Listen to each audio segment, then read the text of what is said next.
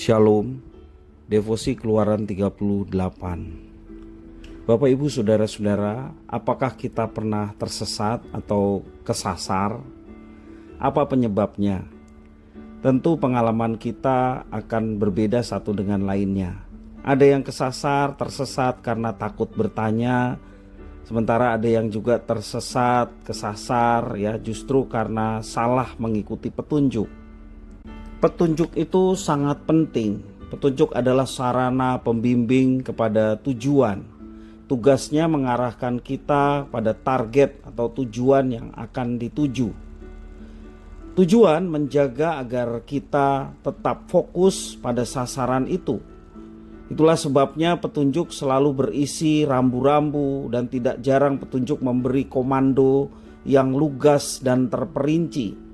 Semua itu untuk menjaga agar kita tetap ada di atas lintasan yang benar. Oleh karena sifat dari petunjuk itu, kadang kita pun sulit untuk memahami sebuah petunjuk. Contohnya seperti firman Tuhan bacaan hari ini Pada hari ini kita melihat bagaimana Tuhan mengatur secara presisi ukuran mezbah.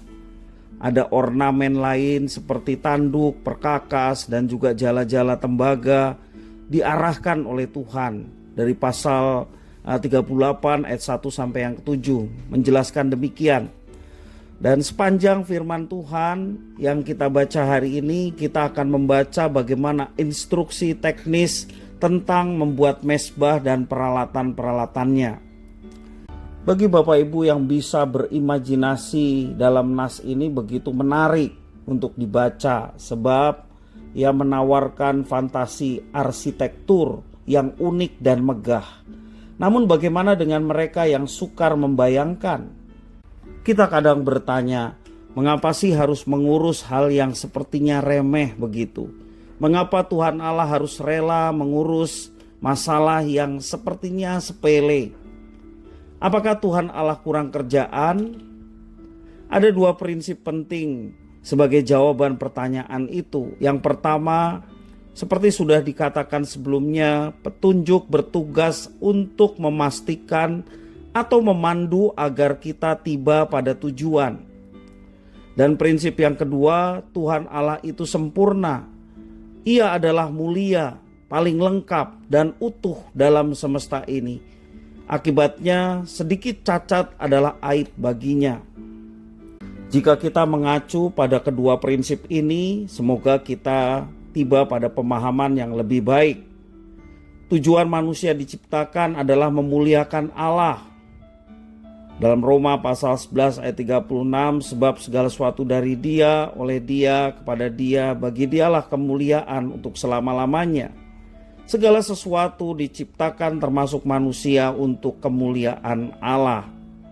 Dan cara kita memuliakannya tentu tidak bisa dilakukan sembarangan, karena Ia adalah sempurna. Semua mesti dilakukan sesuai dengan kehendak dan petunjuk dari Tuhan. Itulah alasan mengapa Ia selalu mengarahkan umatnya dengan aturan yang begitu terperinci, sama seperti membuat sebuah mezbah. Kita meyakini bahwa keberadaan kita pun diciptakan oleh Tuhan untuk kemuliaan Tuhan. Karena itu bersyukurlah kalau kita masuk dalam bagian rencana Tuhan. Karena di dalamnya kita akan melihat bagaimana Tuhan yang begitu terperinci mengatur, memberkati, menyediakan segala sesuatunya. Karena Dialah Allah yang sempurna, Dialah Allah yang begitu detail memperhatikan segala sesuatu yang diciptakannya. Nah, kalau kita sudah di dalam rencananya, tentunya itu menjadi satu kehormatan dan kebahagiaan. Karena itu jangan kita lepas daripada apa yang sudah ditetapkan, tetapi justru kita melaksanakannya dengan penuh sukacita. Biarlah Tuhan pun bekerja melalui kita dengan tangannya yang sedemikian luar biasa, penuh kuasa, kasih, dan keajaiban untuk melakukan rencananya melalui kita. Marilah kita senantiasa memuji, menyembah Dia yang agung dan sempurna itu, yang sudah merancangkan segala sesuatunya sedemikian sempurna, Tidak ada yang lebih luhur, tidak ada yang lebih agung dan kuasa selain daripada Tuhan.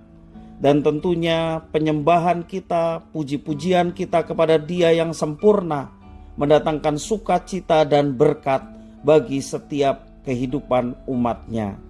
Tuhan memberkati.